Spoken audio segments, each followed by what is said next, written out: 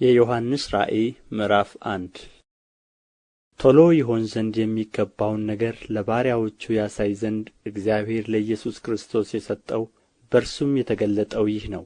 ኢየሱስም በመልአኩ ልኮ ለባሪያው ለዮሐንስ አመለከተ። እርሱም ለእግዚአብሔር ቃልና ለኢየሱስ ክርስቶስ ምስክር ላየውም ሁሉ መሰከረ።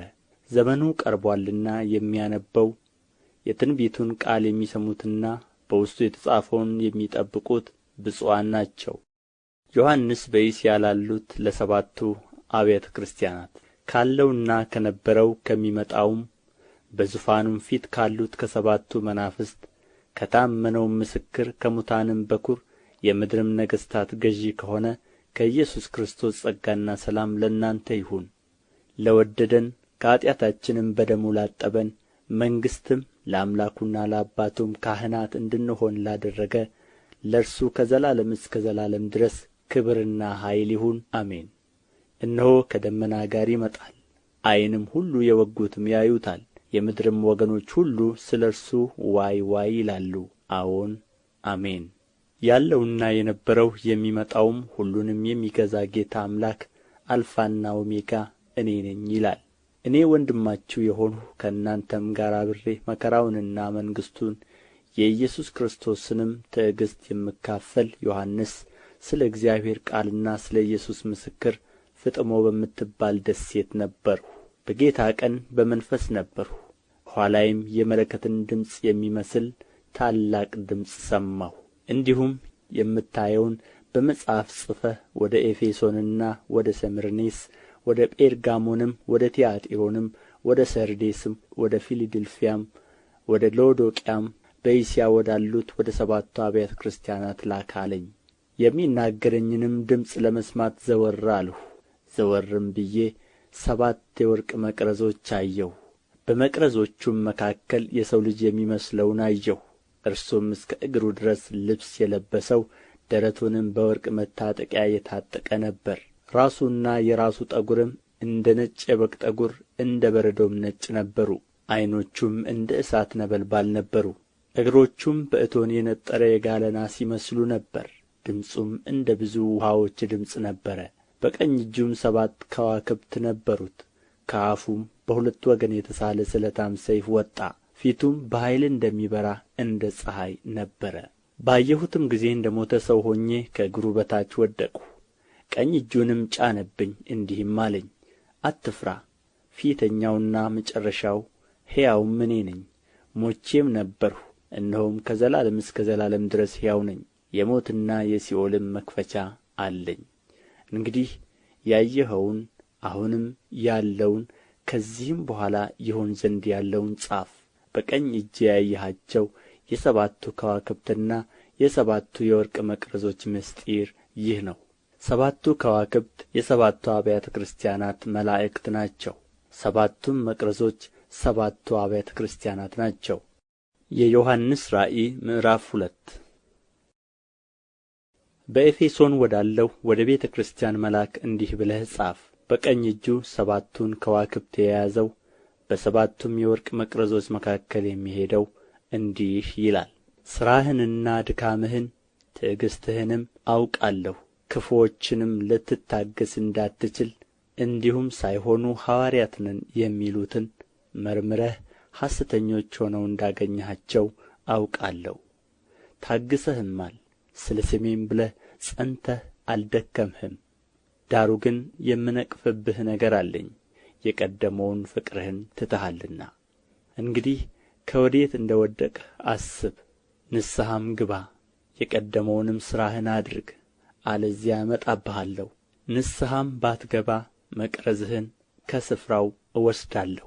ነገር ግን ይህ አለህ፣ እኔ ደግሞ የምጠላውን የኒቆላውያንን ሥራ ጠልተሃልና። መንፈስ ለአብያተ ክርስቲያናት የሚለውን ጆሮ ያለው ይስማ። ድል ለነሣው በእግዚአብሔር ገነት ካለው ከሕይወት ዛፍ እንዲበላ እሰጠዋለሁ። በሰምርኔስም ወዳለው ወደ ቤተ ክርስቲያን መልአክ እንዲህ ብለህ ጻፍ። ሞቶ የነበረው ሕያውም የሆነው ፊተኛውና መጨረሻው እንዲህ ይላል፣ መከራህንና ድህነትህን አውቃለሁ። ነገር ግን ባለጠጋ ነህ። የሰይጣንም ማኅበር ናቸው እንጂ አይሁድ ሳይሆኑ አይሁድ ነን የሚሉት የሚሳደቡትን ስድብ አውቃለሁ። ልትቀበለው ያለህን መከራ አትፍራ። እነሆ እንድትፈተኑ ዲያብሎስ ከእናንተ አንዳንዶቻችሁን በወህኒ ሊያገባችሁ አለው። 10 ቀንም መከራ ትቀበላላችሁ። እስከ ሞት ድረስ የታመንህ ሁን፣ የሕይወትንም አክሊል እሰጥሃለሁ። መንፈስ ለአብያተ ክርስቲያናት የሚለውን ጆሮ ያለው ይስማ። ድል የነሣው በሁለተኛው ሞት አይጐዳም። በጴርጋሞንም ወዳለው ወደ ቤተ ክርስቲያን መልአክ እንዲህ ብለህ ጻፍ። በሁለት ወገን የተሳለ ስለታም ሰይፍ ያለው እንዲህ ይላል፣ የሰይጣን ዙፋን ባለበት የምትኖርበትን አውቃለሁ። ስሜንም ትጠብቃለህ። ሰይጣንም በሚኖርበት በአንተ ዘንድ የተገደለው የታመነው ምስክሬ አንቲጳስ በነበረበት ዘመን እንኳ ሃይማኖቴን አልካድህም።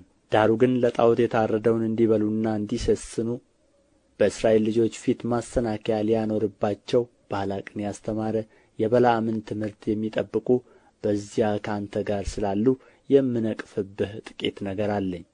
እንዲሁ የኒቆላውያንን ትምህርት እንደነዚህ የሚጠብቁ ሰዎች ከአንተ ጋር ደግሞ አሉ። እንግዲህ ንስሐ ግባ፣ አለዚያ ፈጥኜ እመጣብሃለሁ፣ በአፌም ሰይፍ እዋጋቸዋለሁ።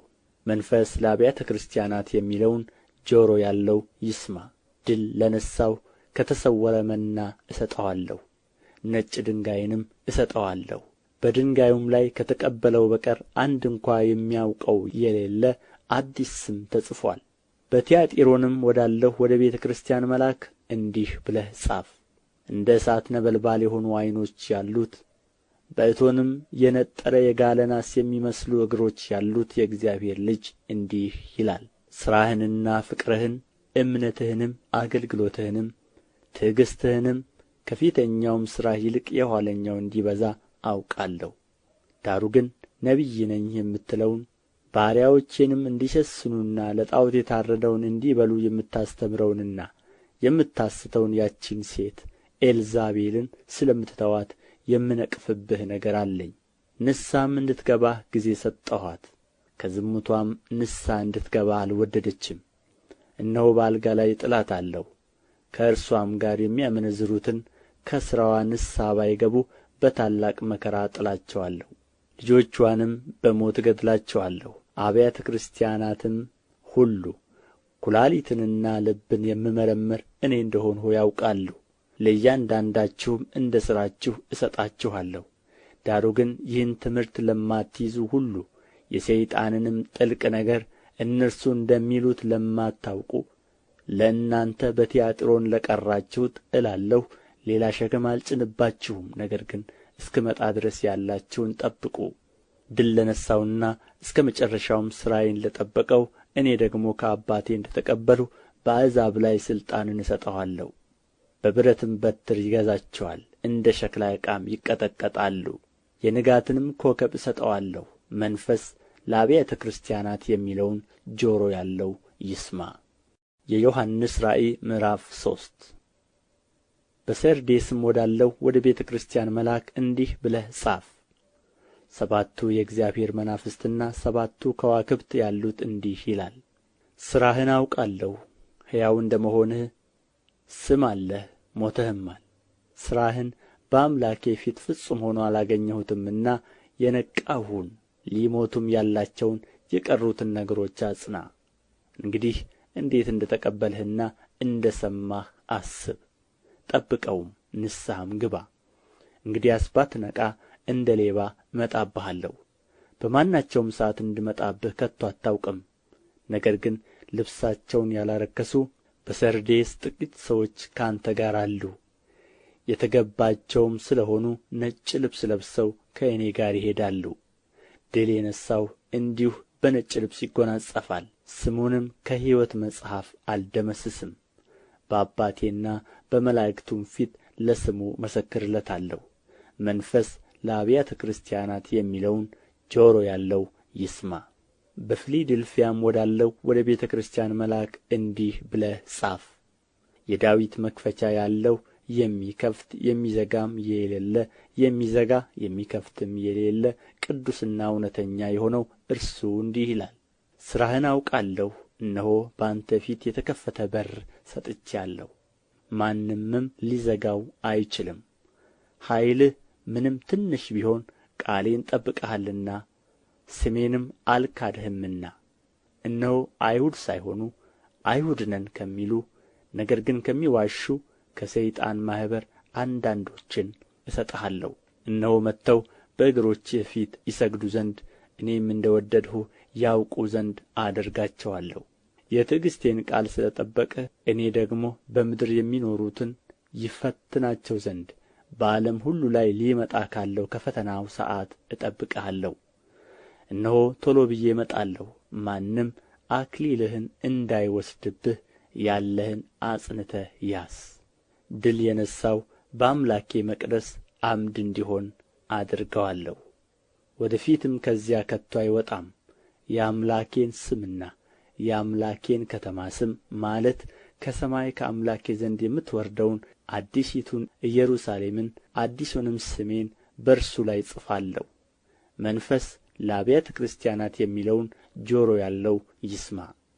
በሎዶቅያም ወዳለው ወደ ቤተ ክርስቲያን መልአክ እንዲህ ብለህ ጻፍ። አሜን የሆነው የታመነውና እውነተኛው ምስክር በእግዚአብሔርም ፍጥረት መጀመሪያ የነበረው እንዲህ ይላል። በራድ ወይም ትኩስ እንዳይደለ ሥራህን አውቃለሁ። በራድ ወይም ትኩስ ብትሆንስ መልካም በሆነ ነበር። እንዲሁ ለብ ስላልህ በራድም ወይም ትኩስ ስላልሆንህ ከአፌ ልተፋህ ነው። ሀብታም ነኝና ባለጠጋ ሆኛለሁ፣ አንድም እንኳ አያስፈልገኝም የምትል ስለ ሆንህ ጐስቋላና ምስኪን ድሃም ዕውርም የተራቆትህም መሆንህን ስለማታውቅ ባለጠጋ እንድትሆን በእሳት የነጠረውን ወርቅ ተጐናጽፈህም የራቁትነትህ ኀፍረት እንዳይገለጥ ነጭ ልብስን እንድታይም ዓይኖችን የምትኳለውን ኩል ከእኔ ትገዛ ዘንድ እመክርሃለሁ። እኔ የምወዳቸውን ሁሉ እገሥጻቸዋለሁ እቀጣቸውማለሁ። እንግዲህ ቅና ንስሐም ግባ። እነሆ በደጅ ቆሜ አንኳኳለሁ። ማንም ድምፄን ቢሰማ ደጁንም ቢከፍትልኝ ወደ እርሱ እገባለሁ፣ ከእርሱም ጋር እራት እበላለሁ፣ እርሱም ከእኔ ጋር ይበላል። እኔ ደግሞ ድል እንደ ነሣሁ ከአባቴም ጋር በዙፋኑ ላይ እንደ ተቀመጥሁ ድል ለነሣው ከእኔ ጋር በዙፋኔ ላይ ይቀመጥ ዘንድ እሰጠዋለሁ። መንፈስ ለአብያተ ክርስቲያናት የሚለውን ጆሮ ያለው ይስማ።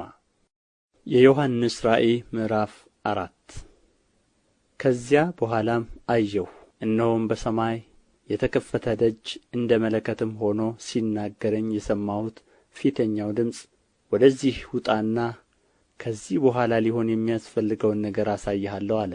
ወዲያው በመንፈስ ነበርሁ፣ እነሆም ዙፋን በሰማይ ቆሞአል፣ በዙፋኑም ላይ ተቀማጭ ነበረ።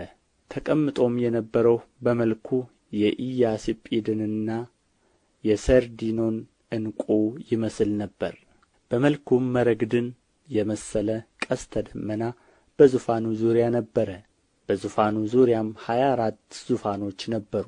በዙፋኖቹም ላይ ነጭ ልብስ ለብሰው በራሳቸውም የወርቅ አክሊል ደፍተው 24 ሽማግሌዎች ተቀምጠው ነበር። ከዙፋኑም መብረቅና ድምፅ ነጐድጓድም ይወጣል። በዙፋኑም ፊት 7 የእሳት መብራቶች ይበሩ ነበር። እነርሱም 7ቱ የእግዚአብሔር መናፍስት ናቸው። በዙፋኑም ፊት ብርሌ የሚመስል የብርጭቆ ባሕር ነበረ። በዙፋኑም መካከል በዙፋኑም ዙሪያ በፊትና በኋላ ዓይኖች የሞሉአቸው 4 እንስሶች ነበሩ። ፊተኛውም እንስሳ አንበሳን ይመስላል፣ ሁለተኛውም እንስሳ ጥጃን ይመስላል፣ ሦስተኛውም እንስሳ እንደ ሰው ፊት ነበረው፣ አራተኛውም እንስሳ የሚበረውን ንስር ይመስላል።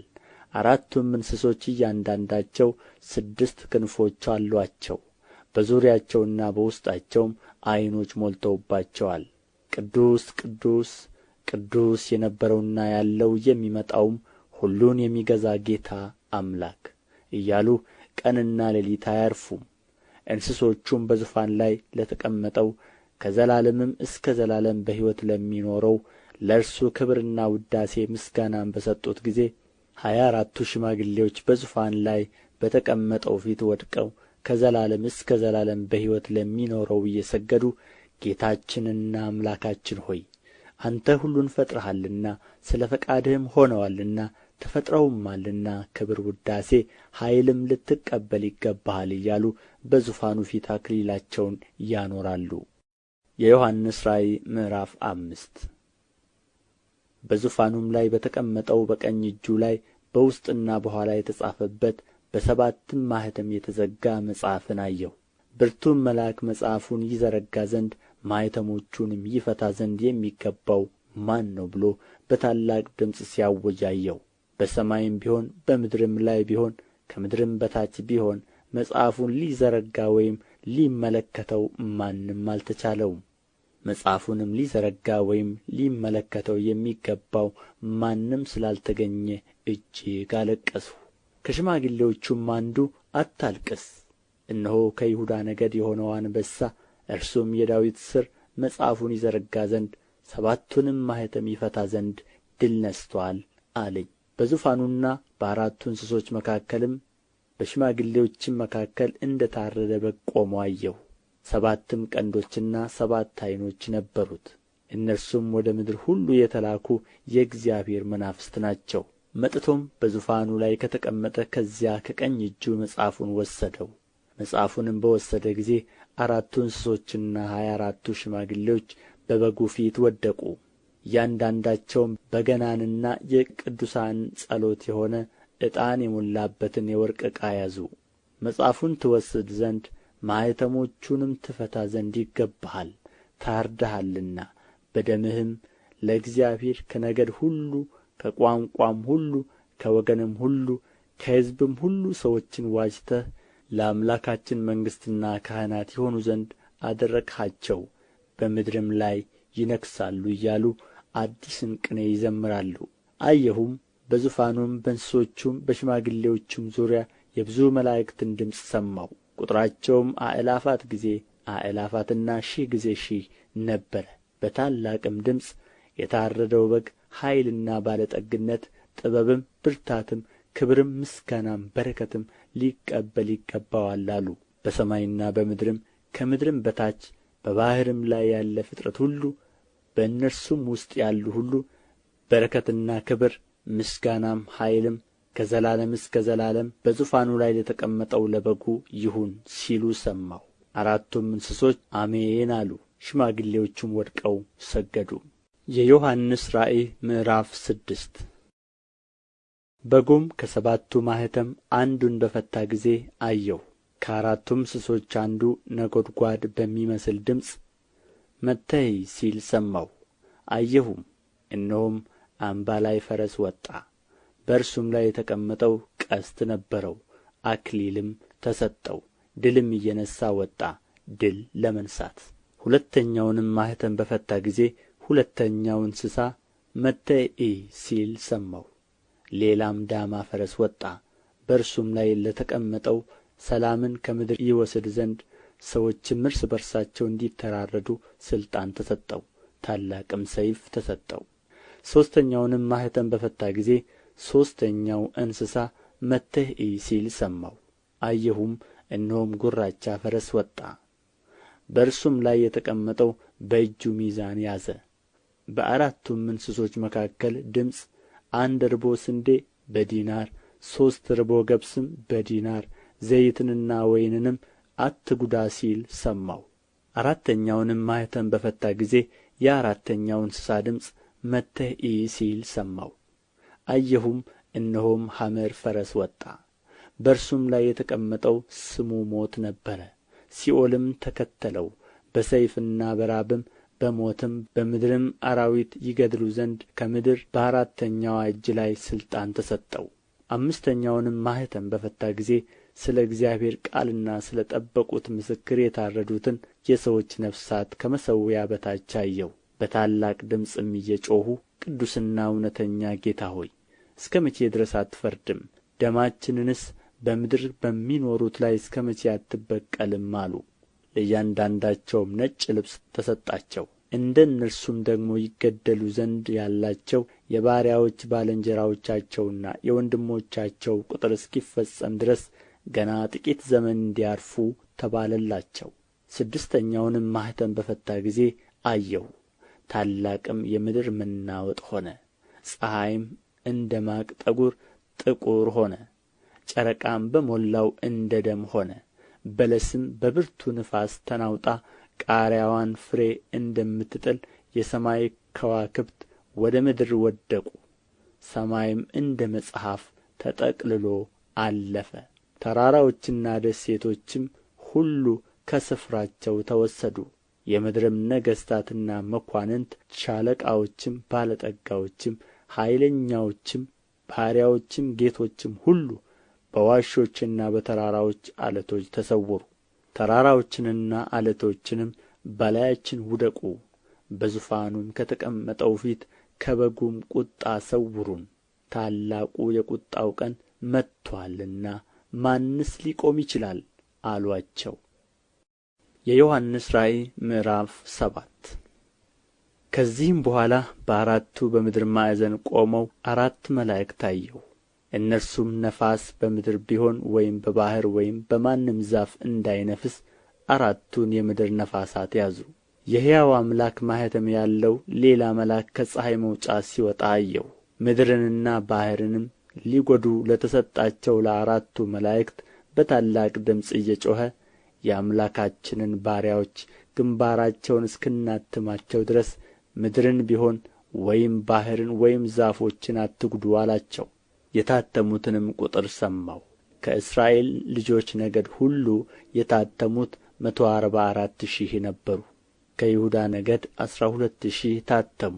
ከሮቤል ነገድ 12,000፣ ከጋድ ነገድ 12,000፣ ከአሴር ነገድ 12,000፣ ከንፍታሌም ነገድ 12,000፣ ከምናሴ ነገድ 12,000፣ ከስምዖን ነገድ 12,000፣ ከሌዊ ነገድ 12,000፣ ከይሳኮር ነገድ 12,000፣ ከዛብሎን ነገድ 12,000፣ ከዮሴፍ ነገድ 12,000፣ ከብንያም ነገድ 12,000 ታተሙ። ከዚህ በኋላ አየሁ፣ እነሆም አንድ እንኳ ሊቈጥራቸው የማይችል ከሕዝብና ከነገድ ከወገንም ከቋንቋም ሁሉ እጅግ ብዙ ሰዎች ነበሩ። ነጭ ልብስም ለብሰው የዘንባባንም ዝንጣፊዎች በእጃቸው ይዘው በዙፋኑና በበጉ ፊት ቆሙ። በታላቅም ድምፅ እየጮኹ በዙፋኑ ላይ ለተቀመጠው ለአምላካችንና ለበጉ ማዳን ነው አሉ። መላእክቱም ሁሉ በዙፋኑና በሽማግሌዎቹ በአራቱም እንስሶቹ ዙሪያ ቆመው ነበር። በዙፋኑም ፊት በግምባራቸው ተደፉ፣ ለእግዚአብሔርም እየሰገዱ አሜን፣ በረከትና ክብር ጥበብም ምስጋናም ውዳሴም ኃይልም ብርታትም ከዘላለም እስከ ዘላለም ድረስ ለአምላካችን ይሁን አሜን አሉ። ከሽማግሌዎቹም አንዱ ተመልሶ እነዚህ ነጩን ልብስ የለበሱ እነማን ናቸው? ከወዴትስ መጡ አለኝ። እኔም ጌታ ሆይ አንተ ታውቃለህ አልሁት።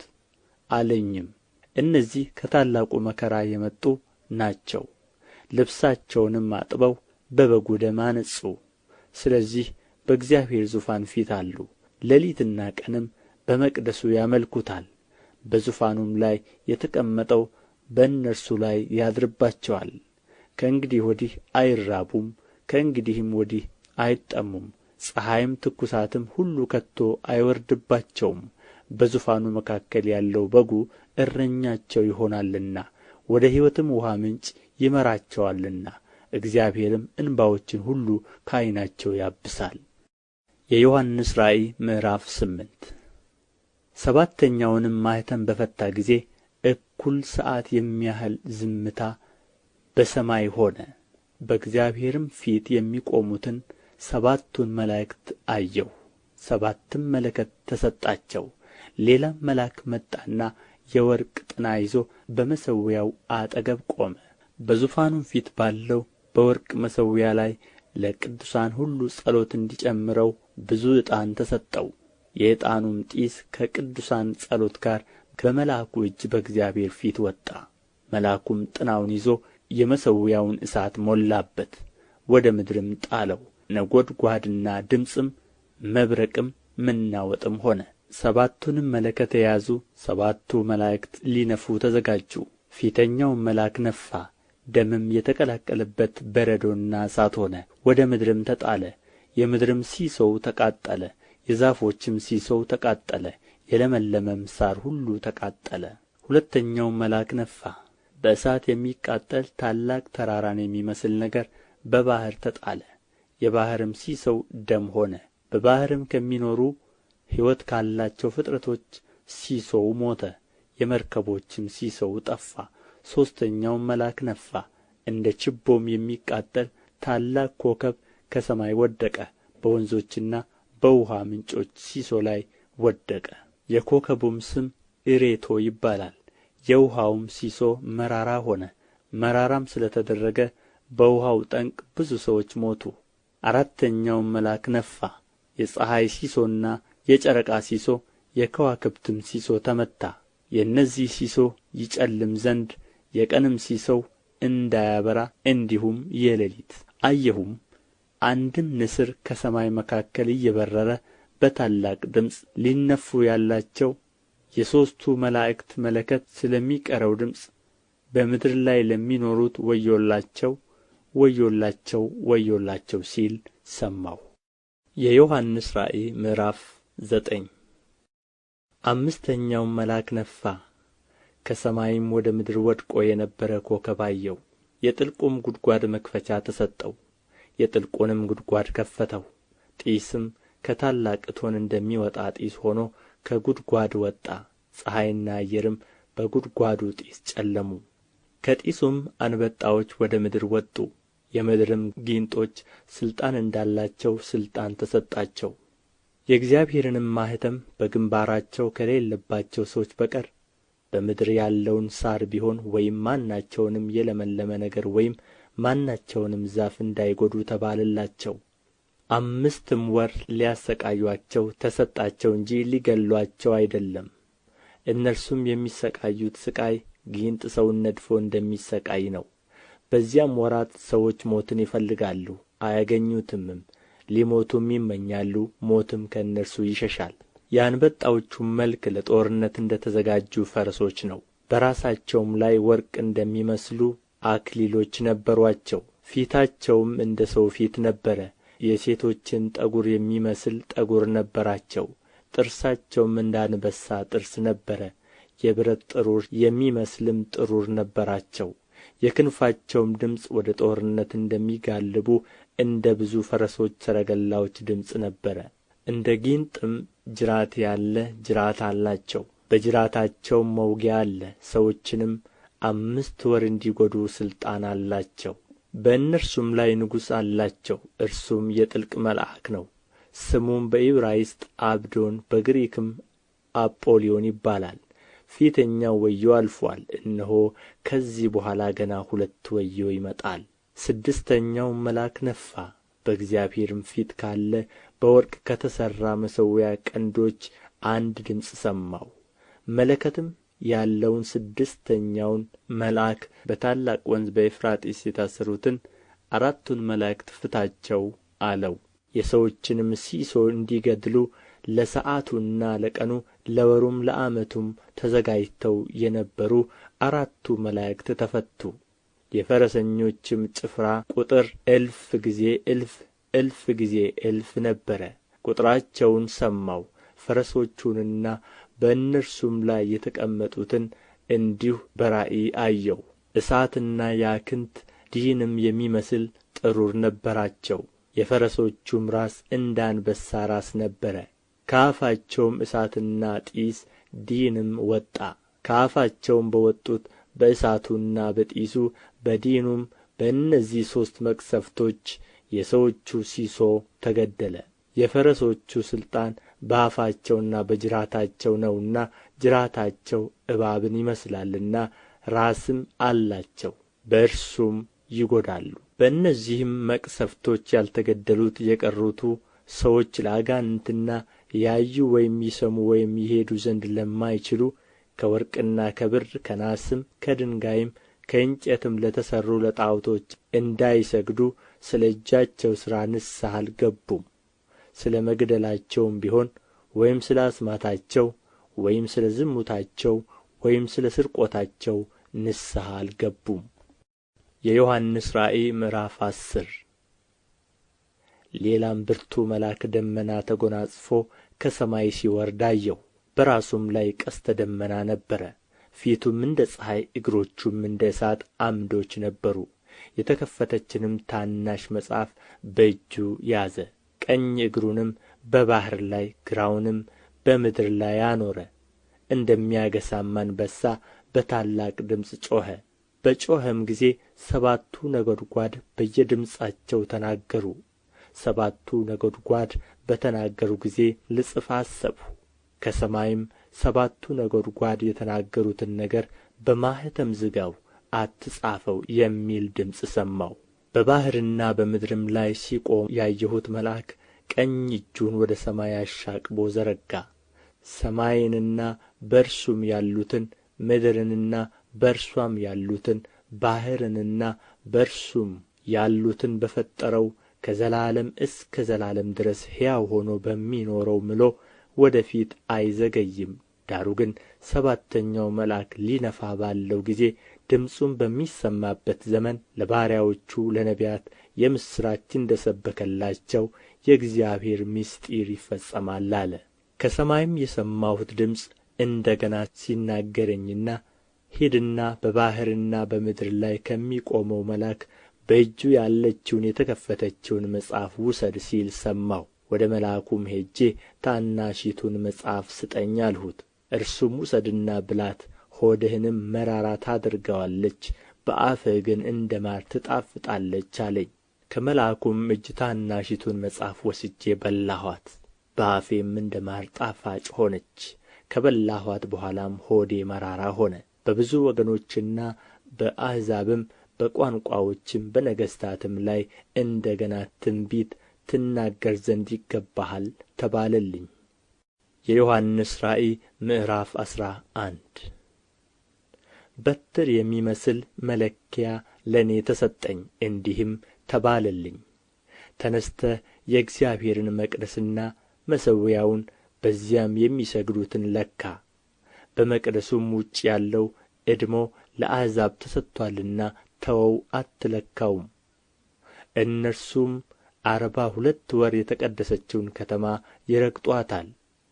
ለሁለቱም ምስክሮቼ ማቅ ለብሰው 1260 ቀን ትንቢት ሊናገሩ እሰጣለሁ። እነዚህ በምድር ጌታ ፊት የሚቆሙ ሁለቱ ወይራዎችና ሁለቱ መቅረዞች ናቸው።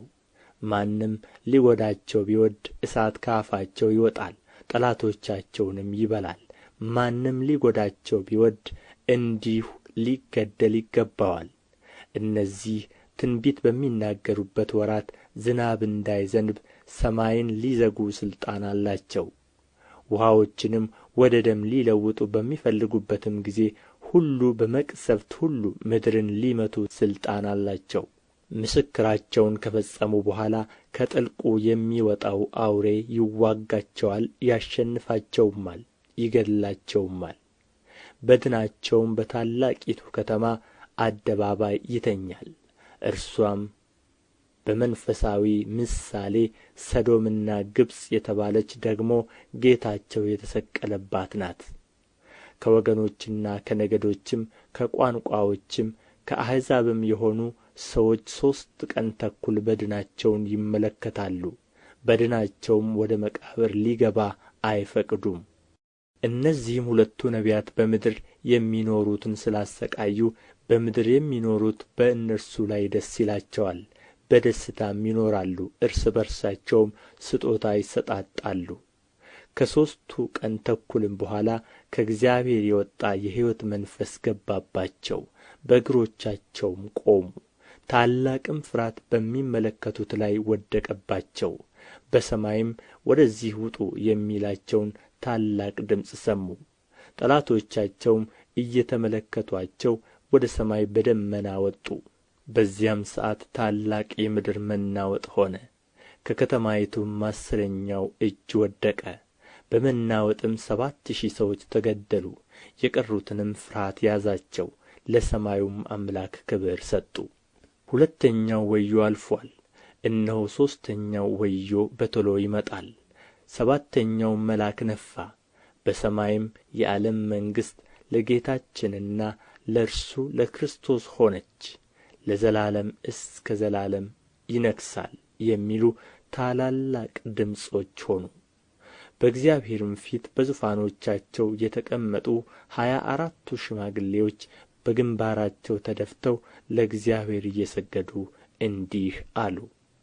ያለህና የነበርህ ሁሉን የምትገዛ ጌታ እግዚአብሔር ሆይ ትልቁን ኃይልህን ስለ ያዝህ ስለ ነገሥህም እናመሰግንሃለን። አሕዛብ ተቈጡ፣ ቍጣህም መጣ፣ በሙታንም ትፈርድ ዘንድ ዘመን መጣ። ለባሪያዎችህም ለነቢያትና ለቅዱሳን ስምህንም ለሚፈሩት ለታናናሾችና ለታላላቆችም ዋጋቸውን ትሰጥ ዘንድ ምድርንም የሚያጠፉትን ታጠፋ ዘንድ ዘመን መጣ። በሰማይም ያለው የእግዚአብሔር መቅደስ ተከፈተ፣ የኪዳኑም ታቦት በመቅደሱ ታየ። መብረቅና ድምፅም ነጐድጓድም የምድርም መናወጥ ታላቅም በረዶ ሆነ። የዮሐንስ ራእይ ምዕራፍ 12 ታላቅ ምልክትም በሰማይ ታየ። ፀሐይን ተጐናጽፋ ጨረቃ ከእግሮችዋ በታች ያላት በራስዋም ላይ የ12 ከዋክብት አክሊል የሆነላት አንዲት ሴት ነበረች። እርሷም ፀንሳ ነበር፣ ምጥም ተይዛ ልትወልድ ተጨንቃ ጮኸች። ሌላም ምልክት በሰማይ ታየ። እነሆም ታላቅ ቀይ ዘንዶ 7 ራሶችና 10 ቀንዶችም ነበሩት፣ በራሶቹም ላይ 7 ዘውዶች ነበሩ። ጅራቱም የሰማይን ከዋክብት ሲሶ እየሳበ ወደ ምድር ጣላቸው። ዘንዶውም ሴቲቱ በወለደች ጊዜ ሕፃንዋን እንዲበላ ልትወልድ ባላት ሴት ፊት ቆመ። አሕዛብንም ሁሉ በብረት በትር ይገዛቸው ዘንድ ያለውን ልጅ ወንድ ልጅ ወለደች። ልጅዋም ወደ እግዚአብሔር ወደ ዙፋኑ ተነጠቀ። ሴቲቱም 1260 ቀን በዚያ እንዲመግቡአት በእግዚአብሔር ተዘጋጅቶላት ወደ ነበረው ስፍራ ወደ በረሃ ሸሸች። በሰማይም ሰልፍ ሆነ። ሚካኤልና መላእክቱ ዘንዶውን ተዋጉ። ዘንዶውም ከመላእክቱ ጋር ተዋጋ፣ አልቻላቸውምም። ከዚያም ወዲያ በሰማይ ስፍራ አልተገኘላቸውም። ዓለሙንም ሁሉ የሚያስተው ዲያብሎስና ሰይጣን የሚባለው ታላቁ ዘንዶ እርሱም የቀደመው እባብ ተጣለ፣ ወደ ምድር ተጣለ። መላእክቱም ከእርሱ ጋር ተጣሉ። ታላቅም ድምፅ በሰማይ ሰማሁ እንዲህ ሲል፣ አሁን የአምላካችን ማዳንና ኃይል መንግሥትም የክርስቶስም ሥልጣን ሆነ። ቀንና ሌሊት በአምላካችን ፊት የሚከሳቸው የወንድሞቻችን ከሳሽ ተጥሎአልና እነርሱም ከበጉ ደም የተነሣ ከምስክራቸውም ቃል የተነሣ ድል ነሡት፣ ነፍሳቸውንም እስከ ሞት ድረስ አልወደዱም። ስለዚህ ሰማይና በውስጡ የምታድሩ ሆይ ደስ ይበላችሁ፣ ለምድርና ለባሕር ወዮላቸው። ዲያብሎስ ጥቂት ዘመን እንዳለው አውቆ በታላቅ ቍጣ ወደ እናንተ ወርዶአልና። ዘንዶውም ወደ ምድር እንደ ተጣለ ባየ ጊዜ ወንድ ልጅ የወለደችውን ሴት አሳደዳት። ከእባቡም ፊት ርቃ አንድ ዘመን ዘመናትም የዘመንም እኩሌታ ወደምትመገብበት ወደ ስፍራዋ ወደ በረሃ እንድትበር ለሴቲቱ 2 የታላቁ ንስር ክንፎች ተሰጣት። እባቡም ሴቲቱ በወንዝ እንድትወሰድ ሊያደርግ ወንዝ የሚያህል ውኃ ከአፉ በስተ ኋላዋ አፈሰሰ። ምድሪቱም ሴቲቱን ረዳቻት። ምድሪቱም አፍዋን ከፍታ ዘንዶው ከአፉ ያፈሰሰውን ወንዝ ዋጠችው። ዘንዶውም በሴቲቱ ላይ ተቈጥቶ የእግዚአብሔርን ትእዛዝ የሚጠብቁትን የኢየሱስም ምስክር ያላቸውን ከዘርዋ የቀሩትን ሊዋጋ ሄደ። በባሕርም አሸዋ ላይ ቆመ። የዮሐንስ ራእይ ምዕራፍ 13 አንድም አውሬ ከባሕር ሲወጣ አየሁ። 10 ቀንዶችና 7 ራሶች ነበሩት። በቀንዶቹም ላይ 10 ዘውዶች፣ በራሶቹም ላይ የስድብ ስም ነበረ። ያየሁትም አውሬ ነብር ይመስል ነበር። እግሮቹም እንደ ድብ እግሮች፣ አፉም እንደ አንበሳ አፍ ነበሩ። ዘንዶም ኃይሉንና ዙፋኑን ትልቅም ሥልጣን ሰጠው። ከራሶቹም ለሞት እንደ ታረደ ሆኖ አንዱን አየሁ። ለሞቱ የሆነውም ቍስል ተፈወሰ። ምድርም ሁሉ አውሬውን እየተከተለ ተደነቀ። ለዘንዶውም ሰገዱለት፣ ለአውሬው ሥልጣንን ሰጥቶታልና። ለአውሬውም አውሬውን ማን ይመስለዋል? እርሱንስ ሊዋጋ ማን ይችላል? እያሉ ሰገዱለት። ታላቅንም ነገርና ስድብን የሚናገርበት አፍ ተሰጠው። በ42 ወርም እንዲሠራ ሥልጣን ተሰጠው። እግዚአብሔርንም ለመሳደብ ስሙንና ማደሪያውንም በሰማይም የሚያድሩትን ሊሳደብ አፉን ከፈተ። ቅዱሳንንም ይዋጋ ዘንድ ድልም ያደርጋቸው ዘንድ ተሰጠው። በነገድና በወገንም በቋንቋም በሕዝብም ሁሉ ላይ ሥልጣን ተሰጠው። ከዓለምም ፍጥረት ጀምሮ በታረደው በግ ሕይወት መጽሐፍ ስሞቻቸው ያልተጻፉ በምድር የሚኖሩ ሁሉ ይሰግዱለታል። ጆሮ ያለው ቢኖር ይስማ። ይማረክ ዘንድ ያለው ማንም ቢኖር ወደ ምርኮነት ይሄዳል። በሰይፍ የሚገደል ማንም ቢኖር ራሱ በሰይፍ እንዲገደል ይገባዋል። የቅዱሳን ትዕግሥትና እምነት በዚህ ነው። ሌላም አውሬ ከምድር ሲወጣ አየሁ። የበግ ቀንዶችን የሚመስሉ 2 ቀንዶች ነበሩት፣ እንደ ዘንዶም ይናገር ነበር። በፊተኛውም አውሬ ሥልጣን በእርሱ ፊት ሁሉን ያደርጋል። ለሞቱ የሆነውም ቍስል ተፈወሰለት። ለፊተኛው አውሬ ምድርና በእርሱ የሚኖሩት እንዲሰግዱለት ያደርጋል። እሳትንም እንኳ ከሰማይ ወደ ምድር በሰው ፊት እስኪያወርድ ድረስ ታላላቆችን ምልክቶች ያደርጋል። በአውሬውም ፊት ያደርግ ዘንድ ከተሰጡት ምልክቶች የተነሣ በምድር የሚኖሩትን ያስታል። የሰይፍም ቍስል ለነበረውና በሕይወት ለኖረው ለአውሬው ምስልን እንዲያደርጉ በምድር የሚኖሩትን ይናገራል። የአውሬውም ምስል ሊናገር እንኳ ለአውሬውም ምስል የማይሰግዱለትን ሁሉ ሊያስገድላቸው ለአውሬው ምስል ትንፋሽ እንዲሰጠው ተሰጠው። ታናናሾችና ታላላቆችም፣ ባለጠጋዎችና ድሆችም፣ ጌታዎችና ባሪያዎችም ሁሉ በቀኝ እጃቸው ወይም በግንባራቸው ምልክትን እንዲቀበሉ የአውሬውም ስም ወይም የስሙ ቍጥር ያለው ምልክት የሌለበት ማንም ሊገዛ ወይም ሊሸጥ እንዳይችል ያደርጋል። ጥበብ በዚህ አለ። አእምሮ ያለው የአውሬውን ቁጥር ይቁጠረው፣ ቁጥሩ የሰው ቁጥር ነውና፣ ቁጥሩም 666 ነው። የዮሐንስ ራእይ ምዕራፍ 14 አየሁም፣ እነሆም በጉ በጽዮን ተራራ ቆሞ ነበር። ከእርሱም ጋር ስሙና የአባቱ ስም በግንባራቸው የተጻፈላቸው 144,000 ነበሩ። እንደ ብዙ ውኃም ድምፅና እንደ ታላቅ ነጐድጓድ ድምፅ ያለ ከሰማይ ድምፅን ሰማሁ። ደርዳሪዎችም በገና እንደሚደረድሩ ያለ ድምፅ ሰማሁ። በዙፋኑም ፊት ከአራቱም እንስሶችና በሽማግሌዎቹ ፊት አዲስ ቅኔ ዘመሩ። ከምድርም ከተዋጁት ከ144,000 በቀር ያን ቅኔ ሊማር ለማንም አልተቻለውም። ከሴቶች ጋር ያልረከሱ እነዚህ ናቸው፣ ድንግሎች ናቸውና። በጉ ወደሚሄድበት የሚከተሉት እነዚህ ናቸው። ለእግዚአብሔርና ለበጉ በኵራት እንዲሆኑ ከሰዎች የተዋጁ እነዚህ ናቸው።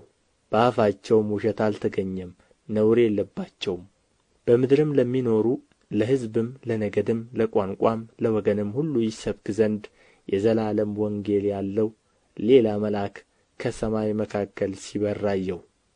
በታላቅ ድምፅም የፍርዱ ሰዓት ደርሶአልና እግዚአብሔርን ፍሩ፣ ክብርንም ስጡት፣ ሰማይንና ምድርንም ባሕርንም የውኃንም ምንጮች ለሠራው ስገዱለት አለ። ሌላም ሁለተኛ መልአክ አሕዛብን ሁሉ የዝሙትዋን ቁጣ ወይን ጠጅ እያጠጣች ታላቂቱ ባቢሎን ወደቀች ወደቀች እያለ ተከተለው። ሦስተኛም መልአክ ተከተላቸው በታላቅ ድምፅ እንዲህ እያለ፣ ለአውሬውና ለምስሉ የሚሰግዱ በግንባሩም ወይም በእጁ ምልክቱን የሚቀበል ማንም ቢኖር እርሱ ደግሞ በቍጣው ጽዋ ሳይቀላቀል ከተዘጋጀው ከእግዚአብሔር ቍጣ ወይን ጠጅ ይጠጣል።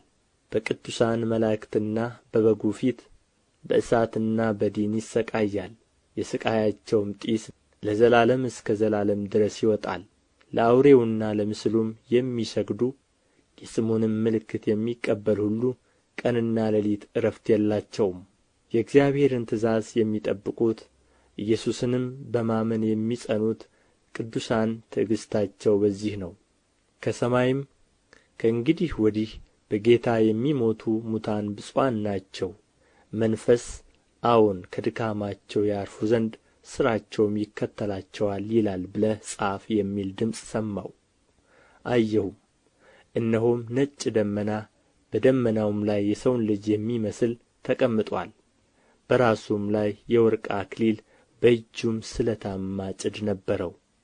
ሌላ መልአክም ከመቅደሱ ወጥቶ በደመናው ላይ ለተቀመጠው የማጨድ ሰዓት ስለ ደረሰ ማጭድህን ስደድና እጨድ፣ የምድሪቱ መከር ጠውልጓልና ብሎ በታላቅ ድምፅ ጮኸ።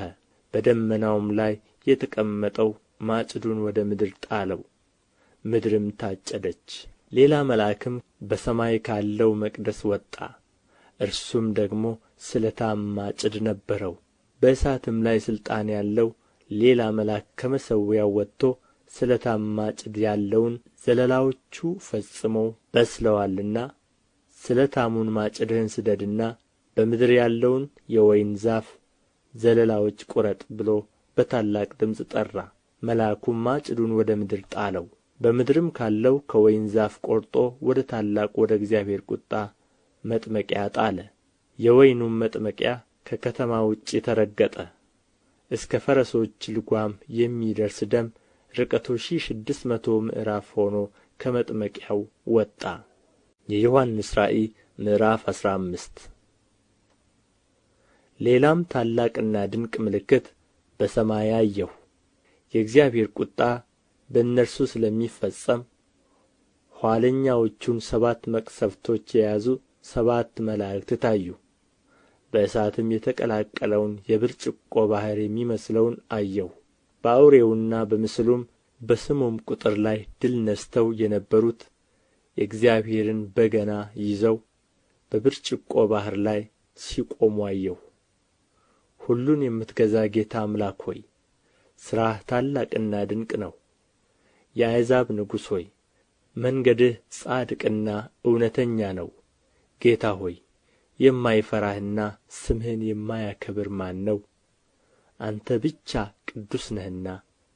የጽድቅም ሥራ ስለ ተገለጠ አሕዛብ ሁሉ ይመጣሉ በፊትህም ይሰግዳሉ እያሉ የእግዚአብሔርን ባሪያ የሙሴን ቅኔና የበጉን ቅኔ ይዘምራሉ። ከዚህም በኋላ አየሁ፣ የምስክርም ድንኳን መቅደስ በሰማይ ተከፈተ። 7ቱንም መቅሰፍት የያዙ 7ቱ መላእክት ከመቅደሱ ወጡ። ከተልባ እግርም የተሠራ ጥሩ የጌጥ ልብስ ለበሱ። ደረታቸውንም በወርቅ መታጠቂያ ታጠቁ። ከአራቱም እንስሶች አንዱ ከዘላለም እስከ ዘላለም ድረስ የሚኖር የእግዚአብሔር ቍጣ የሞላባቸውን 7 የወርቅ ጽዋዎች ለ7ቱ መላእክት ሰጣቸው። ከእግዚአብሔርም ክብርና ከኃይሉ ጢስ በመቅደሱ ሞላበት። የ7ቱም መላእክት 7ቱ መቅሰፍት እስኪፈጸሙ ድረስ አንድ እንኳ ወደ መቅደሱ ይገባ ዘንድ አልቻለም። የዮሐንስ ራእይ ምዕራፍ 16 ለ7ቱም መላእክት ሄዳችሁ የእግዚአብሔርን ቍጣ ጽዋዎች በምድር ውስጥ አፍስሱ የሚል ታላቅ ድምፅ ከመቅደሱ ሰማሁ። ፊተኛውም ሄዶ ጽዋውን በምድር ውስጥ አፈሰሰ። የአውሬውም ምልክት ባለባቸው ለምስሉም በሚሰግዱ ሰዎች ክፉኛ የሚነዘንዝ ቍስል ሆነባቸው። ሁለተኛውም ጽዋውን በባሕር ውስጥ አፈሰሰ፣ እንደ ሞተም ሰው ደም ሆነ። በባሕርም ከሚኖሩት ሕይወት ያለበት ነፍስ ሁሉ ሞተ። ሦስተኛውም ጽዋውን በወንዞችና በውኃ ምንጮች ውስጥ አፈሰሰ፣ እነርሱም ደም ሆኑ። የውኃውም መልአክ ያለህና የነበርህ ጌታ ሆይ ቅዱስ ሆይ እንዲህ ስለ ፈረድህ ጻድቅ ነህ። የቅዱሳንንና የነቢያትን ደም ስላፈሰሱ ደምን ደግሞ አጠጥታቸዋል፣ የሚገባቸው ነውና ብሎ ሲናገር ሰማሁ። ከመሠዊያውም አዎን ሁሉን የምትገዛ ጌታ አምላክ ሆይ ፍርዶችህ እውነትና ጽድቅ ናቸው ብሎ ሲናገር ሰማሁ። አራተኛውም ጽዋውን በፀሐይ ላይ አፈሰሰ፣ ሰዎችንም በእሳት ልታቃጥል ተሰጣት። ሰዎችም በታላቅ ትኩሳት ተቃጠሉ። በእነዚህም መቅሰፍቶች ላይ ሥልጣን ያለውን የእግዚአብሔርን ስም ተሳደቡ፣ ክብርንም እንዲሰጡት ንስሐ አልገቡም። አምስተኛውም ጽዋውን በአውሬው ዙፋን ላይ አፈሰሰ። መንግሥቱም ጨለማ ሆነች፣ ከሥቃይም የተነሣ መላሶቻቸውን ያኝኩ ነበር። ከሥቃያቸውና ከቍስላቸውም የተነሣ የሰማይን አምላክ ተሳደቡ፣ ከሥራቸውም ንስሐ አልገቡም። ስድስተኛውም ጽዋውን በታላቁ ወንዝ በኤፍራጢስ ላይ አፈሰሰ። ከፀሐይም መውጫ ለሚመጡ ነገሥታት መንገድ እንዲሰናዳላቸው ውኃው ደረቀ። ከዘንዶውም አፍና ከአውሬው አፍ ከሐሰተኛውም ነቢይ አፍ ጓጕንቸሮች የሚመስሉ ሦስት ርኩሳን መናፍስት ሲወጡ አየሁ። ምልክት እያደረጉ የአጋንንት መናፍስት ናቸውና በታላቁም ሁሉን በሚገዛ በእግዚአብሔር ቀን ወደሚሆነው ጦር እንዲያስከትቱአቸው ወደ ዓለም ሁሉ ነገሥታት ይወጣሉ። እነሆ እንደ ሌባ ሆኜ እመጣለሁ። ራቁቱን እንዳይሄድ እፍረቱን እንዳያዩ ነቅቶ ልብሱን የሚጠብቅ ብፁዕ ነው። በዕብራይስጥም አርማጌዶን ወደሚባል ስፍራ አስከተቱአቸው። ሰባተኛውም ጽዋውን በአየር ውስጥ አፈሰሰ። ከመቅደሱም ውስጥ ተፈጽሞአል የሚል ታላቅ ድምፅ ከዙፋኑ ወጣ። መብረቅና ድምፅም ነጐድጓድም ሆኑ። ትልቅም የምድር መናወጥ ሆነ። ሰው በምድር ከተፈጠረ ጀምሮ እንዲህ ያለ ታላቅ መናወጥ ከቶ አልነበረም። ከሁሉ በለጠ። ታላቂቱም ከተማ በሦስት ተከፋፈለች፣ የአሕዛብም ከተማዎች ወደቁ። ታላቂቱም ባቢሎን የብርቱ ቍጣው ወይን ጠጅ የሞላበትን ጽዋ እንዲሰጣት በእግዚአብሔር ፊት ታሰበች። ደሴቶችም ሁሉ ሸሹ፣ ተራራዎችም አልተገኙም። በሚዛንም 1 ታላንት የሚያህል ታላቅ በረዶ በሰዎች ላይ ከሰማይ ወረደባቸው። ሰዎቹም ከበረዶው መቅሰፍት የተነሣ እግዚአብሔርን ተሳደቡ፣ መቅሰፍቱ እጅግ ታላቅ ነውና። የዮሐንስ ራእይ ምዕራፍ 17 ሰባቱንም ጽዋዎች ከያዙ ከሰባቱ መላእክት አንዱ መጥቶ ና በብዙዎች ውኃዎች ላይ የተቀመጠችውን የታላቂቱን ጋለሞታ ፍርድ አሳይሃለሁ። የምድርም ነገሥታት ከእርሷ ጋር ሴሰኑ፣ በምድርም የሚኖሩት ከዝሙቷ ወይን ጠጅ ሰከሩ ብሎ ተናገረኝ። በመንፈስም ወደ በረሃ ወሰደኝ። የስድብም ስሞች በሞሉበት 7 ራሶችና 10 ቀንዶችም ባሉበት በቀይ አውሬ ላይ አንዲት ሴት ተቀምጣ አየሁ። ሴቲቱም በቀይና በሐምራዊ ልብስ ተጐናጽፋ በወርቅና በከበሩ ድንጋዮች በዕንቈችም ተሸልማ ነበር። በእጇም የሚያስጸይፍ ነገር የዝሙቷ ርኵሰት የሞላበትን የወርቅ ጽዋ ያዘች። በግንባሯም ምስጢር የሆነ ስም ታላቂቱ ባቢሎን የጋለሞታዎችና የምድር ርኵሰት እናት ተብሎ ተጻፈ። ሴቲቱም በቅዱሳን ደምና በኢየሱስ ምስክሮች ደም ሰክራ አየኋት። ባየኋትም ጊዜ እጅግ ታላቅ ድንቅ አደነቅሁ። መልአኩም አለኝ፣ የምትደነቅ ስለ ምንድር ነው? የሴቲቱን ምስጢርና የሚሸከማትን 7 ራሶችና 10 ቀንዶች ያሉትን የአውሬውን ምስጢር እኔ እነግርሃለሁ። ያየኸው አውሬ አስቀድሞ ነበረ፣ አሁንም የለም፣ ከጥልቁም ይወጣ ዘንድ አለው፣ ወደ ጥፋትም ይሄዳል። ስሞቻቸውም ከዓለም ፍጥረት ጀምሮ በሕይወት መጽሐፍ ያልተጻፉ በምድር የሚኖሩ አውሬው አስቀድሞ እንደ ነበረ አሁንም እንደሌለ ነገር ግን እንዳለ ሲያዩ ያደንቃሉ። ጥበብ ያለው አእምሮ በዚህ ነው። 7ቱ ራሶች ሴቲቱ የተቀመጠችባቸው 7 ተራራዎች ናቸው። 7 ነገሥታት ደግሞ ናቸው። 5ቱ ወድቀዋል፣ አንዱም አለ፣ የቀረውም ገና አልመጣም። ሲመጣም ጥቂት ጊዜ ሊቆይ ይገባዋል። የነበረውና የሌለው አውሬ ራስ ደግሞ 8ኛው ነው፣ ከ7ቱም አንዱ ነው፣ ወደ ጥፋትም ይሄዳል። ያየሃቸውም 10 ቀንዶች ገና መንግሥትን ያልተቀበሉ 10 ነገሥታት ናቸው። ዳሩ ግን ከአውሬው ጋር ለ1 ሰዓት እንደ ነገሥታት ሥልጣንን ይቀበላሉ። እነዚህ አንድ አሳብ አላቸው፣ ኃይላቸውንና ሥልጣናቸውንም ለአውሬው ይሰጣሉ። እነዚህ በጉን ይወጋሉ። በጉም የጌቶች ጌታና የነገሥታት ንጉሥ ስለ ሆነ እነርሱን ድል ይነሣል። ከእርሱም ጋር ያሉ የተጠሩና የተመረጡ የታመኑም ደግሞ ድል ይነሣሉ አለኝም። ጋለሞታይቱ የተቀመጠችባቸው ያየሃቸው ውኃዎች ወገኖችና ብዙ ሰዎች አሕዛብም ቋንቋዎችም ናቸው። ያየሃቸውም 10 ቀንዶችና አውሬው ጋለሞታይቱንም ይጣላሉ፣ ባዶዋንና ራቁትዋንም ያደርጓታል። ሥጋዋንም ይበላሉ፣ በእሳትም ያቃጥሉአታል። እግዚአብሔር አሳቡን እንዲያደርጉ አንድንም አሳብ እንዲያደርጉ የእግዚአብሔርም ቃል እስኪፈጸም ድረስ መንግሥታቸውን ለአውሬው እንዲሰጡ በልባቸው አግብቶአልና። ያየሃትም ሴት በምድር ነገሥታት ላይ የምትነግሥ ታላቂቱ ከተማ ናት። የዮሐንስ ራእይ ምዕራፍ 18 ከዚህ በኋላ ታላቅ ሥልጣን ያለው ሌላ መልአክ ከሰማይ ሲወርድ አየሁ። ከክብሩም የተነሣ ምድር በራች፣ በብርቱም ድምፅ ታላቂቱ ባቢሎን ወደቀች ወደቀች፣ የአጋንንትም ማደሪያ ሆነች፣ የርኩሳንም መናፍስት ሁሉ መጠጊያ፣ የርኩሳንና የተጠሉ ወፎች ሁሉ መጠጊያ ሆነች። አሕዛብ ሁሉ ከዝሙትዋ ቁጣ ወይን ጠጅ የተነሣ ወድቀዋልና፣ የምድርም ነገሥታት ከእርስዋ ጋር ሴሰኑ። የምድርም ነጋዴዎች ከቅምጥልነትዋ ኃይል የተነሣ ባለጠጋዎች ሆኑ ብሎ ጮኸ። ከሰማይም ሌላ ድምፅ ሰማሁ እንዲህ ሲል፣ ሕዝቤ ሆይ በኃጢአትዋ እንዳትተባበሩ ከመቅሰፍትዋም እንዳትቀበሉ ከእርስዋ ዘንድ ውጡ። ኃጢአትዋ እስከ ሰማይ ድረስ ደርሶአልና፣ እግዚአብሔርም ዓመፃዋን አሰበ። እርስዋ እንደ ሰጠች መጠን ብድራት መልሱላት፣ እንደ ሥራዋም 2 እጥፍ ደርቡባት። በቀላቀለችው ጽዋ 2 እጥፍ አድርጋችሁ ቀላቅሉባት። ራስዋን እንዳከበረችና እንደ ተቀማጠለች ልክ ሥቃይና ኀዘን ስጡአት። በልብዋ ንግሥት ሆኜ እቀመጣለሁ፣ ባልቴትም አልሆንም፣ ኀዘንም ከቶ አላይም ስላለች፣ ስለዚህ በአንድ ቀን ሞትና ኀዘን ራብም የሆኑ መቅሰፍቶችዋ ይመጣሉ። በእሳትም ትቃጠላለች፣ የሚፈርድባት እግዚአብሔር ብርቱ ነውና።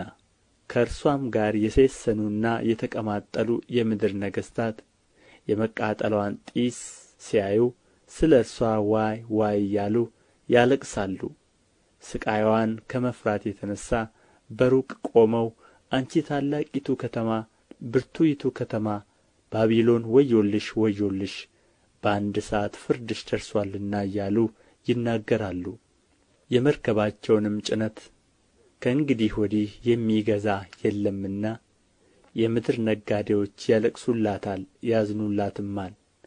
ጭነትም ወርቅና ብር፣ የከበረም ድንጋይ፣ ዕንቁም፣ ቀጭንም የተልባ እግር፣ ቀይም ሐርም ሐምራዊም ልብስ፣ የሚሸትም እንጨት ሁሉ፣ ከዝሆን ጥርስም የተሠራ ዕቃ ሁሉ፣ እጅግም ከከበረ እንጨት፣ ከናስም ከብረትም ከዕብነ በረድም የተሠራ ዕቃ ሁሉ፣ ቀረፋም ቅመምም የሚቃጠልም ሽቱ፣ ቅባትም ዕጣንም፣ የወይን ጠጅም ዘይትም፣ የተሰለቀ ዱቄትም፣ ስንዴም፣ ከብትም፣ በግም፣ ፈረስም፣ ሰረገላም፣ ባሪያዎችም የሰዎችም ነፍሳት ነው። ነፍስሽም የጎመጀችው ፍሬ ከአንቺ ዘንድ አልፎአል። የሚቀማጠልና የሚያጌጥም ነገር ሁሉ ጠፍቶብሻል። ሰዎችም ከእንግዲህ ወዲህ ከቶ አያገኟቸውም። እነዚህን የነገዱ በእርሷም ባለጠጋዎች የሆኑት እያለቀሱና እያዘኑ በቀጭን ተልባ እግርና በቀይ ሐምራዊም ልብስ ለተጐናጸፈች በወርቅና በከበረ ድንጋይም በዕንቁም ለተሸለመች ለታላቂቱ ከተማ ወዮላት ወዮላት፣ ይህን የሚያህል ታላቅ ባለጠግነት በአንድ ሰዓት ጠፍቶአልና እያሉ ሥቃይዋን ከመፍራት የተነሣ በሩቅ ይቆማሉ። የመርከብም መሪ ሁሉ በመርከብም ወደ ማናቸውም ስፍራ የሚሄድ ሁሉ መርከበኞችም ከባሕርም የሚጠቀሙ ሁሉ በሩቅ ቆሙ። የመቃጠልዋንም ጢስ ባዩ ጊዜ ታላቂቱን ከተማ የምትመስላት ምን ከተማ ነበረች እያሉ ጮኹ። በራሳቸውም ላይ ትቢያ ነስንሰው እያለቀሱና እያዘኑ በባሕር መርከቦች ያሉአቸውን ሁሉ ከባለጠግነትዋ የተነሣ ባለጠጋዎች ላደረገች ለታላቂቱ ከተማ ወዮላት ወዮላት፣ በአንድ ሰዓት ጠፍታለችና እያሉ ጮኹ። ሰማይ ሆይ፣ ቅዱሳን ሐዋርያት ነቢያትም ሆይ በእርሷ ላይ ደስ ይበላችሁ፣ እግዚአብሔር ፈርዶላችኋልና። አንድም ብርቱ መልአክ ትልቅን ወፍጮ የሚመስልን ድንጋይ አንስቶ ወደ ባሕር ወረወረው፣ እንዲህ ሲል፣ ታላቂቱ ከተማ ባቢሎን እንዲህ ተገፍታ ትወድቃለች፣ ከእንግዲህም ወዲህ ከቶ አትገኝም። በገና የሚመቱና የሚዘምሩም ድምፅ፣ እምቢልታንና መለከትንም የሚነፉ ድምፅ ከእንግዲህ ወዲህ በአንቺ ውስጥ ከቶ አይሰማም። የእጅ ጥበብም ሁሉ አንድ ብልሃተኛ እንኳ ከእንግዲህ ወዲህ በአንቺ ውስጥ ከቶ አይገኝም። የወፍጮ ድምፅም ከእንግዲህ ወዲህ በአንቺ ውስጥ ከቶ አይሰማም። የመብራትም ብርሃን ከእንግዲህ ወዲህ በአንቺ ውስጥ ከቶ አይበራም። የሙሽራና የሙሽራይቱም ድምፅ ከእንግዲህ ወዲህ በአንቺ ውስጥ ከቶ አይሰማም። ነጋዴዎችሽ የምድር መኳንንት ነበሩና በአስማትሽ አሕዛብ ሁሉ ስተዋልና፣ በእርሷም ውስጥ የነቢያትና የቅዱሳን ደም በምድርም የታረዱ ሁሉ ደም ተገኘባት። የዮሐንስ ራእይ ምዕራፍ 19 ከዚህ በኋላ በሰማይ ሃሌ ሉያ፣ በዝሙቷ ምድርን ያጠፋችይቱን ታላቂቱን ጋለሞታ ስለ ፈረደባት የባሪያዎቹንም ደም ከእጅዋ ስለ ተቀበለ ፍርዶቹ እውነትና ጽድቅ ናቸውና ማዳንና ክብር ኃይልም የአምላካችን ነው ብሎ ሲናገር እንደ ብዙ ሕዝብ ታላቅ ድምፅ ያለ ድምፅን ሰማሁ። ደግመውም ሃሌ ሉያ አሉ። ጢሷም ለዘላለም እስከ ዘላለም ይወጣል። 24ቱም ሽማግሌዎችና አራቱ እንስሶች በፊታቸው ተደፍተው በዙፋኑ ላይ ለተቀመጠው ለእግዚአብሔር አሜን ሃሌ ሉያ እያሉ ሰገዱለት። ድምፅም ባሪያዎቹ ሁሉ እርሱንም የምትፈሩት ታናናሾችና ታላላቆች ሆይ አምላካችንን አመስግኑ ሲል ከዙፋኑ ወጣ። እንደ ብዙ ውኆችም ድምፅ እንደ ብርቱም ነጐድጓድ ድምፅ ያለ ድምፅ ሰማሁ እንዲህ ሲል፣ ሃሌ ሉያ ሁሉን የሚገዛ ጌታ አምላካችን ነግሦአልና። የበጉ ሰርግ ስለ ደረሰ ሚስቱም ራስዋን ስላዘጋጀች ደስ ይበለን፣ ሐሤትም እናድርግ፣ ክብርንም ለእርሱ እናቅርብ። ያጌጠና የተጣራ ቀጭን የተልባ እግር ልብስ እንድትጐናጸፍ ተሰጥቶአታል። ቀጭኑ የተልባ እግር የቅዱሳን ጽድቅ ሥራ ነውና። እርሱም ወደ በጉ ሰርግ ራት የተጠሩ ብፁዓን ናቸው ብለህ ጻፍ አለኝ። ደግሞም ይህ የእግዚአብሔር እውነተኛ ቃል ነው አለኝ። ልሰግድለትም በእግሩ ፊት ተደፋሁ። እርሱም እንዳታደርገው ተጠንቀቅ፣ ከአንተ ጋር የኢየሱስም ምስክር ካላቸው ከወንድሞችህ ጋር አብሬ ባሪያ ነኝ። ለእግዚአብሔር ስገድ፣ የኢየሱስ ምስክር የትንቢት መንፈስ ነውና አለኝ። ሰማይም ተከፍቶ አየሁ፣ እነሆም አምባላይ ፈረስ፣ የተቀመጠበትም የታመነና እውነተኛ ይባላል፣ በጽድቅም ይፈርዳል ይዋጋልም። ዓይኖቹም እንደ እሳት ነበልባል ናቸው፣ በራሱ ላይም ብዙ ዘውዶች አሉ። ከእርሱም በቀር አንድ እንኳ የማያውቀው የተጻፈ ስም አለው። በደምም የተረጨ ልብስ ተጐናጽፎአል፣ ስሙም የእግዚአብሔር ቃል ተብሎአል። በሰማይም ያሉት ጭፍራዎች ነጭና ጥሩ ቀጭን የተልባ እግር ልብስ ለብሰው በአምባላዮች ፈረሶች ተቀምጠው ይከተሉት ነበር። አሕዛብንም ይመታበት ዘንድ ስለታም ሰይፍ ከአፉ ይወጣል። እርሱም በብረት በትር ይገዛቸዋል። እርሱም ሁሉን የሚገዛ የእግዚአብሔር የብርቱ ቍጣውን ወይን መጥመቂያ ይረግጣል። በልብሱና በጭኑም የተጻፈበት የነገሥታት ንጉሥና የጌታዎች ጌታ የሚል ስም አለው። አንድም መልአክ በፀሐይ ውስጥ ቆሞ አየሁ። በሰማይም መካከል ለሚበሩ ወፎች ሁሉ መጥታችሁ የነገሥታትን ሥጋና የሻለቃዎችን ሥጋ የብርቱዎችንም ሥጋ የፈረሶችንም በእነርሱም የተቀመጡትን ሥጋ የጌታዎችንና የባሪያዎችንም የታናናሾችንና የታላላቆችንም ሁሉ ሥጋ እንድትበሉ ወደ ታላቁ ወደ እግዚአብሔር እራት ተከማቹ ብሎ በታላቅ ድምፅ ጮኸ። በፈረሱም የተቀመጠውን ጭፍራዎቹንም ይወጉ ዘንድ አውሬውና የምድር ነገሥታት ጭፍራዎቻቸውም ተከማችተው አየሁ።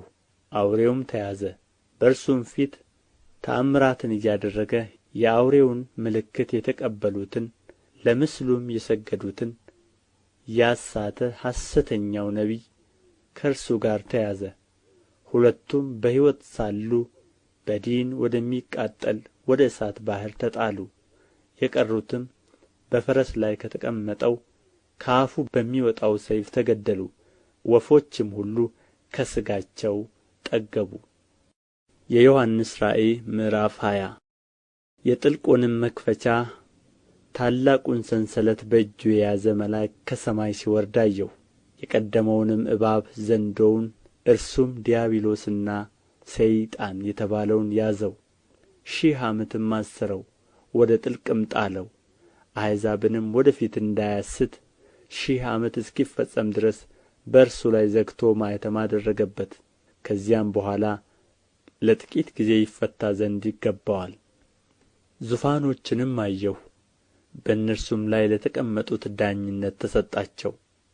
ስለ ኢየሱስም ምስክርና ስለ እግዚአብሔር ቃል ራሶቻቸው የተቈረጡባቸውን ሰዎች ነፍሳት፣ ለአውሬውና ለምስሉም ያልሰገዱትን ምልክቱንም በግምባራቸው በእጆቻቸውም ላይ ያልተቀበሉትን አየሁ። ከክርስቶስም ጋር 1000 ዓመት ኖሩና ነገሡ። የቀሩት ሙታን ግን ይህ 1000 ዓመት እስኪፈጸም ድረስ በሕይወት አልኖሩም። ይህ የፊተኛው ትንሣኤ ነው። በፊተኛው ትንሣኤ ዕድል ያለው ብፁዕና ቅዱስ ነው። ሁለተኛው ሞት በእነርሱ ላይ ሥልጣን የለውም። ዳሩ ግን የእግዚአብሔርና የክርስቶስ ካህናት ይሆናሉ፣ ከእርሱም ጋር ይህን 1000 ዓመት ይነግሣሉ። 1000ም ዓመት ሲፈጸም ሰይጣን ከእስራቱ ይፈታል። በአራቱም በምድር ማዕዘን ያሉትን አሕዛብ ጎግንና ማጎግን እንዲያስታቸው ለሰልፍም እንዲያስከትታቸው ይወጣል። ቁጥራቸውም እንደ ባሕር አሸዋ የሚያህል ነው። ወደ ምድርም ስፋት ወጡ። የቅዱሳንንም ሰፈርና የተወደደችውን ከተማ ከበቡ። እሳትም ከሰማይ ከእግዚአብሔር ዘንድ ወርዳ በላቻቸው። ያሳታቸውም ዲያብሎስ አውሬውና ሐሰተኛው ነቢይ ወዳሉበት ወደ እሳቱና ወደ ዲኑ ባሕር ተጣሉ። ለዘላለም እስከ ዘላለም ቀንና ሌሊት ይሣቀያሉ። ታላቅና ነጭ ዙፋንን በእርሱም ላይ የተቀመጠውን አየሁ። ምድርና ሰማይም ከፊቱ ሸሹ፣ ስፍራም አልተገኘላቸውም። ሙታንንም ታናናሾችንና ታላላቆችን በዙፋኑ ፊት ቆመው አየሁ። መጻሕፍትም ተከፈቱ፣ ሌላ መጽሐፍም ተከፈተ፣ እርሱም የሕይወት መጽሐፍ ነው።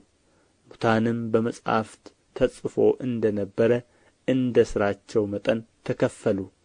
ባሕርም በእርሱ ውስጥ ያሉትን ሙታን ሰጠ። ሞትና ሲኦልም በእነርሱ ዘንድ ያሉትን ሙታን ሰጡ። እያንዳንዱም እንደ ሥራው መጠን ተከፈለ።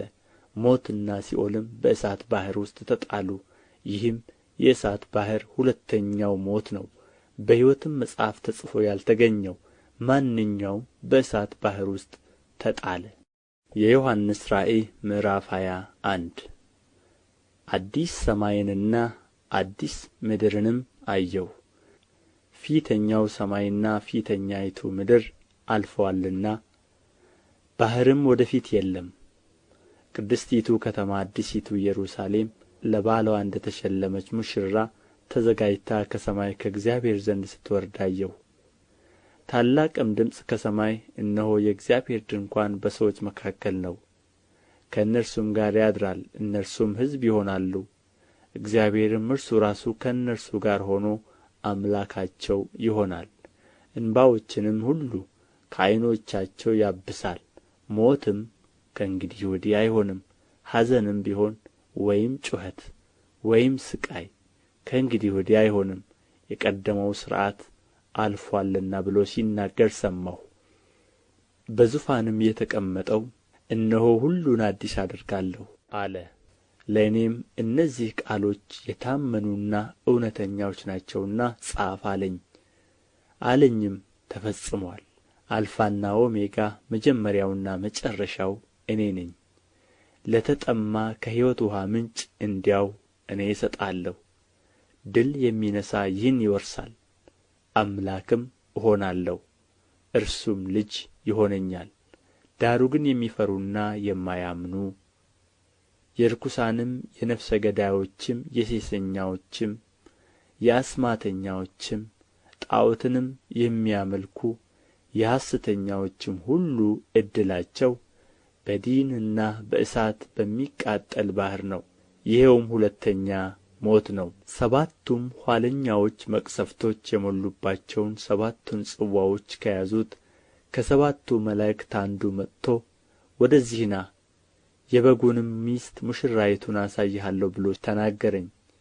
በመንፈስም ወደ ታላቅና ወደ ረጅም ተራራ ወሰደኝ። የእግዚአብሔርም ክብር ያለባትን ቅድስቲቱን ከተማ ኢየሩሳሌምን ከሰማይ ከእግዚአብሔር ዘንድ ስትወርድ አሳየኝ። ብርሃንዋም እጅግ እንደ ከበረ ድንጋይ እንደ ኢያሰጲድ ድንጋይ ሆኖ እንደ ብርሌ የጠራ ነበር። ታላቅና ረጅም ቅጥር ነበራት፣ 12 ደጆች ነበሩአት። በደጆቹም 12 መላእክት ቆሙ። የ12ቱም የእስራኤል ልጆች ነገድ ስሞች ተጽፈውባቸው ነበር። በምሥራቅ 3 ደጆች፣ በሰሜንም 3 ደጆች፣ በደቡብም 3 ደጆች፣ በምዕራብም 3 ደጆች ነበሩ። ለከተማይቱም ቅጥር 12 መሠረቶች ነበሩአት። በእነርሱም ውስጥ የ12ቱ የበጉ ሐዋርያት ስም ተጽፈው ነበር። የተናገረኝም ከተማይቱንና ደጆቿን ቅጥርዋንም ይለካ ዘንድ የወርቅ ዘንግ ነበረው። ከተማይቱም 4 ማዕዘን ነበራት፣ ርዝመትዋም እንደ ስፋትዋ ልክ ነበረ። ከተማይቱንም በዘንግ ለካት፣ 12 ሺህ ምዕራፍ ሆነች። ርዝመትዋና ስፋትዋ ከፍታዋም ትክክል ነው። ቅጥርዋን ለካ 144 ክንድ በሰው ልክ፣ እርሱም በመልአክ ልክ። ቅጥርዋም ከኢያሰጲድ የተሠራ ነበረ። ከተማይቱም ጥሩ ብርጭቆ የሚመስል ጥሩ ወርቅ ነበረች። የከተማይቱም ቅጥር መሠረት በከበረ ድንጋይ ሁሉ ተጌጦ ነበር። ፊተኛው መሠረት ኢያሰጲድ፣ ሁለተኛው ሰንፔር፣ ሦስተኛው ኬልቄዶን፣ አራተኛው መረግድ፣ አምስተኛው ሰርዶንክስ፣ ስድስተኛው ሰርድዮን፣ ሰባተኛው ክርስቲሎቤ፣ ስምንተኛው ብሬሌ፣ ዘጠነኛው ወራውሬ፣ 10ኛው ክርስጵራስስ፣ 11ኛው ያክንት፣ 12ኛው አሜቴስጢኖስ ነበረ። 12ቱም ደጆች 12 ዕንቈች ነበሩ። እያንዳንዱ ደጅ ከአንድ ዕንቍ የተሠራ ነበረ። የከተማይቱም አደባባይ ጥሩ ብርጭቆ የሚመስል ጥሩ ወርቅ ነበረ። ሁሉንም የሚገዛ ጌታ አምላክና በጉ መቅደስዋ ናቸውና መቅደስ በእርስዋ ዘንድ አላየሁም። ለከተማይቱም የእግዚአብሔር ክብር ስለሚያበራላት መብራቷም በጉ ስለ ሆነ ፀሐይ ወይም ጨረቃ እንዲያበሩላት አያስፈልጓትም ነበር። አሕዛብም በብርሃንዋ ይመላለሳሉ፣ የምድርም ነገሥታት ክብራቸውን ወደ እርሷ ያመጣሉ። በዚያም ሌሊት ስለሌለ ደጆችዋ በቀን ከቶ አይዘጉም። የአሕዛብንም ግርማና ክብር ወደ እርሷ ያመጣሉ። ለበጉም በሆነው በሕይወት መጽሐፍ ከተጻፉት በቀር ጸያፍ ነገር ሁሉ ርኵሰትና ውሸትም የሚያደርግ ወደ እርሷ ከቶ አይገባም። የዮሐንስ ራእይ ምዕራፍ 22 በአደባባይዋም መካከል ከእግዚአብሔርና ከበጉ ዙፋን የሚወጣውን እንደ ብርሌ የሚያንጸባርቀውን የሕይወትን ውኃ ወንዝ አሳየኝ። በወንዙም ወዲያና ወዲህ በየወሩ እያፈራ 12 ፍሬ የሚሰጥ የሕይወት ዛፍ ነበረ። የዛፉም ቅጠሎች ለሕዝብ መፈወሻ ነበሩ። ከእንግዲህም ወዲህ መርገም ከቶ አይሆንም። የእግዚአብሔርና የበጉም ዙፋን በእርሷ ውስጥ ይሆናል፣ ባሪያዎቹም ያመልኩታል፣ ፊቱንም ያያሉ፣ ስሙም በግምባሮቻቸው ይሆናል። ከእንግዲህ ወዲህ ሌሊት አይሆንም፣ ጌታ አምላክም በእነርሱ ላይ ያበራላቸዋልና የመብራትም ብርሃን የፀሐይ ብርሃን አያስፈልጋቸውም፣ ለዘላለም እስከ ዘላለም ይነግሣሉ። እርሱም እነዚህ ቃሎች የታመኑና እውነተኛዎች ናቸው። የነቢያትም መናፍስት ጌታ አምላክ በቶሎ ሊሆን የሚገባውን ነገር ለባሪያዎቹ እንዲያሳይ መልአኩን ሰደደ። እነሆም በቶሎ እመጣለሁ፣ የዚህን መጽሐፍ ትንቢት ቃል የሚጠብቅ ብፁዕ ነው አለኝ። ይህንም ያየሁትና የሰማሁት እኔ ዮሐንስ ነኝ። በሰማሁትና ባየሁትም ጊዜ ይህን ባሳየኝ በመልአኩ እግር ፊት እሰግድ ዘንድ ተደፋሁ።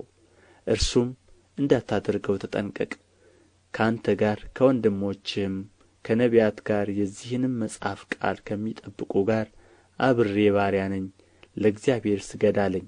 ለእኔም ዘመኑ ቀርቦአልና የዚህ መጽሐፍ ትንቢት ቃል በማኅተም አትዝጋው። ዓመፀኛው ወደ ፊት ያምፅ፣ ርኩሱም ወደ ፊት ይርከስ፣ ጻድቁም ወደ ፊት ጽድቅ ያድርግ፣ ቅዱሱም ወደ ፊት ይቀደስ አለ። እነሆ በቶሎ እመጣለሁ፣ ለእያንዳንዱም እንደ ሥራው መጠን እከፍል ዘንድ ዋጋዬ ከእኔ ጋር አለ። አልፋና ኦሜጋ፣ ፊተኛውና ኋለኛው፣ መጀመሪያውና መጨረሻው እኔ ነኝ። ወደ ሕይወት ዛፍ ለመድረስ ሥልጣን እንዲኖራቸው በደጆችዋ ወደ ከተማይቱ እንዲገቡ ልብሳቸውን የሚያጥቡ ብፁዓን ናቸው። ውሻዎችና አስማተኛዎች፣ ሴሰኛዎችም፣ ነፍሰ ገዳዮችም፣ ጣዖትንም የሚያመልኩት፣ ውሸትንም የሚወዱና የሚያደርጉ ሁሉ በውጭ አሉ። እኔ ኢየሱስ በአብያተ ክርስቲያናት ዘንድ ይህን እንድመሰክርላችሁ መልአኬን ላክሁ። እኔ የዳዊት ሥርና ዘር ነኝ፣ የሚያበራም የንጋት ኮከብ ነኝ። መንፈሱና ሙሽራይቱም ና ይላሉ፣ የሚሰማም ና ይበል። የተጠማም ይምጣ፣ የወደደም የሕይወትን ውኃ እንዲያው ይውሰድ። በዚህ መጽሐፍ የተጻፈውን የትንቢት ቃል ለሚሰማ ሁሉ እኔ እመሰክራለሁ። ማንም በዚህ ላይ አንዳች ቢጨምር እግዚአብሔር በዚህ መጽሐፍ የተጻፉትን መቅሠፍቶች ይጨምርበታል። ማንም በዚህ በትንቢት መጽሐፍ ከተጻፉት ቃሎች አንዳች ቢያጐድል በዚህ መጽሐፍ ከተጻፉት ከሕይወት ዛፍና ከቅድስቲቱ ከተማ እግዚአብሔር ዕድሉን ያጐድልበታል። ይህን የሚመሰክር አዎን በቶሎ እመጣለሁ ይላል። አሜን። ጌታ ኢየሱስ ሆይ ና። የጌታችን የኢየሱስ ክርስቶስ ጸጋ ከሁላችሁ ጋር ይሁን። አሜን።